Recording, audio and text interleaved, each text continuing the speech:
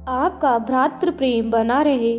आप लोग अद्वितीय सत्कार नहीं भूलें, क्योंकि इसी के कारण कुछ लोगों ने अनजाने ही अपने यहाँ स्वर्गदूतों का सत्कार किया है। आप बंदियों की इस तरह सुध लेते रहे मानो आप उनके साथ बंदी हों, और जिन पर अत्याचार किया जाता है उनकी भी याद करें, क्योंकि आप पर भी अत्याचार किया जा सकता है। आप लोगों में विवाह सम्मानित और दाम्पत्य जीवन अदूषित हो, क्योंकि ईश्वर लंपटों और व्यभिचारियों का न्याय करेगा। आप लोग धन का लालच ना करें, जो आपके पास है उससे संतुष्ट रहें, क्योंकि ईश्वर ने स्वयं कहा है, मैं तुमको नहीं छोड़ूंगा, मैं तुमको कभी नहीं त्यागूंगा। इसलिए हम विश्वस्त होकर यह कह सकते हैं, प्रभु मेरी सहायता करता है, मनुष्य मेरा क्या कर सकता है। आप लोग उन नेताओं की स्मृति कायम रखें जिन्होंने आपको ईश्वर का संदेश सुनाया, और उनके जीवन के परिणाम का मनन करते हुए उनके विश्वास का अनुसरण करें। ईसा मसीह एक रूप रहते हैं, कल, आज और अनंत काल तक। नाना प्रकार के अनोखे सिद्धांतों के फेर में नहीं पड़े। उत्तम यह है कि हमारा मन भोजन से नहीं बल्कि ईश्वर की कृपा से बल प्राप्त करे। भोजन संबंधी नियमों का पालन करने वालों को इनसे कभी कोई लाभ नहीं हुआ।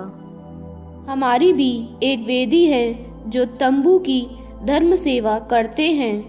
उन्हें इस वेदी पर से खाने का अधिकार नहीं है।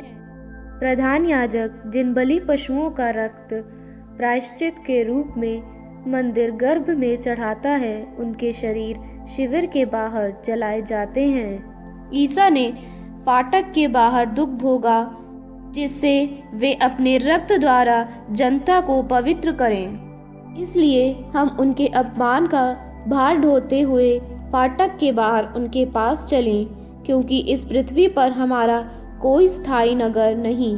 हम तो भविष्य के नगर की खोज में लगे हुए हैं। हम ईसा के द्वारा ईश्वर को स्तुति का बलिदान अर्थात उसके नाम की महिमा करने वाले होठों का फल निरंतर चढ़ाना चाहते हैं। आप लोग परोपकार और एक दूसरे की सहायता करना कभी नहीं भूलें, क्योंकि इस प्रकार के बलिदान ईश्वर को प्रिय होते हैं।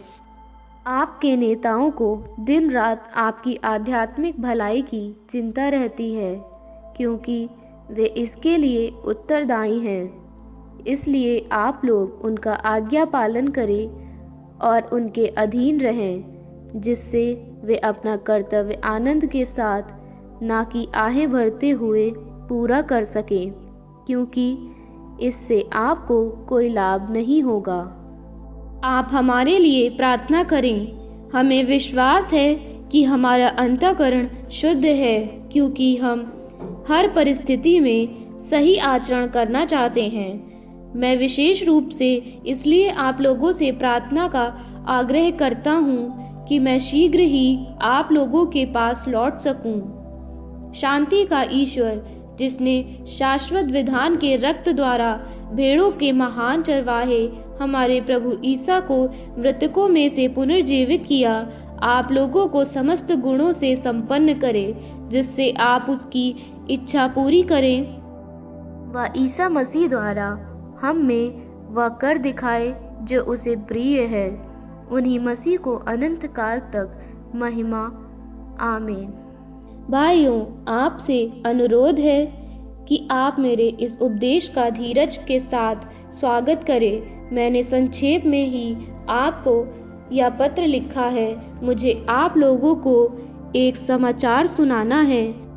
हमारे भाई तिमोथी रिहा कर दिए गए हैं। यदि वह समय पर पहुंचेंगे तो मैं उनके साथ आपसे मिलने आऊँगा। आपके सभी नेताओं को और सभी संतों को नमस्कार। इटली के भाई आप लोगों को नमस्कार कहते हैं। आप सब पर कृपा बनी रहे।